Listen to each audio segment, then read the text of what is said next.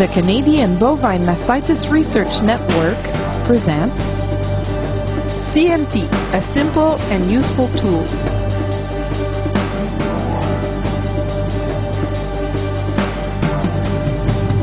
The CMT, or California Mastitis Test, is a quick, easy, and low-cost test for the detection of subclinical infections in the udder quarters of dairy cows. The CMT provides an indication of the number of somatic cells found in the milk.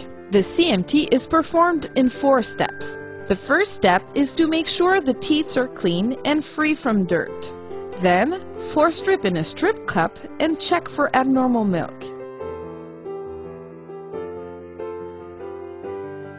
In step 2, always use the same paddle position from cow to cow, always on the same side of the animal, right or left. This will make it much easier to keep track of quarters when interpreting results. Collect milk from each quarter into the respective paddle cup, covering the bottom of each cup. If you look carefully, you will see that there are 2 circles in the bottom of each cup. These circles indicate the amount of milk and reagent that needs to be added for the test. For the third step, tilt the paddle to remove excess milk. Keep just enough milk so that it reaches the outer circle in the cup. Tilt the paddle back so that the milk level reaches halfway between the inner and outer circles. Finally, add an equal amount of reagent by filling each cup up to the inner circle.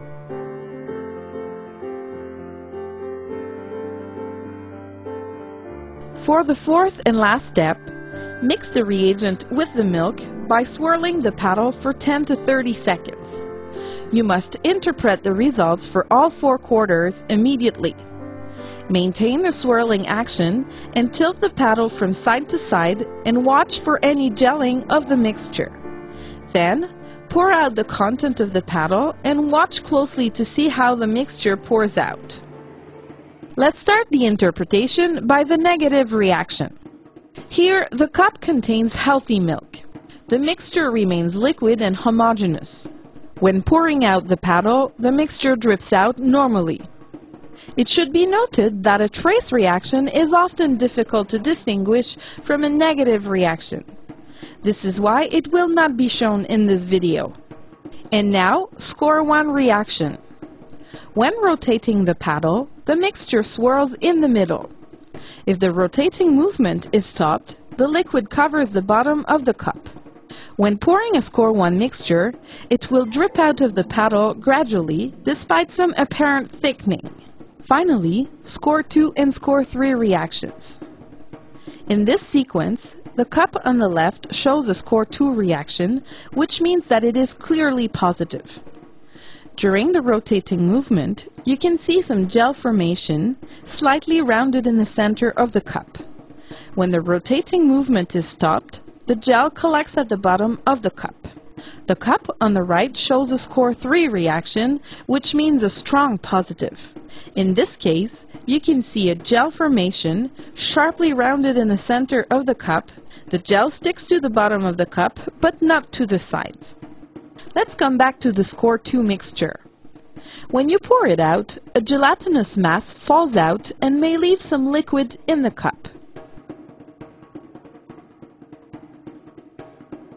When you pour out the score 3 mixture, a gelatinous mass also falls out, but without leaving any liquid behind. Because of the qualitative aspect of the test, on-farm results may differ from what you see in the video. The interpretation may also vary slightly from one user to another. Here is a diagram to recap and visualize the difference in the appearance of each score during rotation and once the movement is stopped. You will notice that during the rotating movement, the score 1 mixture hollows out in the center. As for score 2 and score 3 mixtures, they are markedly rounded in the center.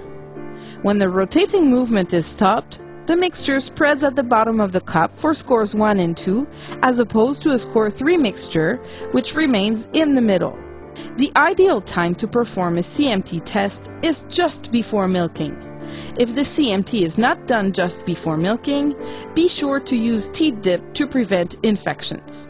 Each CMT score provides an approximation of the number of somatic cells per milliliter of milk. This is an estimate and not an exact value.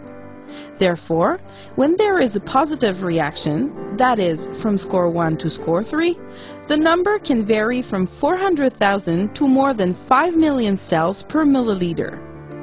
Regardless of the exact number, the important thing is whether the quarter is positive or not. The CMT may be used in different situations. First, to verify the health status of a cow you wish to purchase. Second, to identify specific quarters for further testing and possible treatment when a cow has a high somatic cell count. Finally, to detect the presence of subclinical infections at the beginning of or during lactation as part of an udder health management program.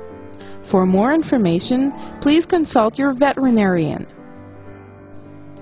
Simple, quick, and low cost, the CMT is worth including in your dairying routine.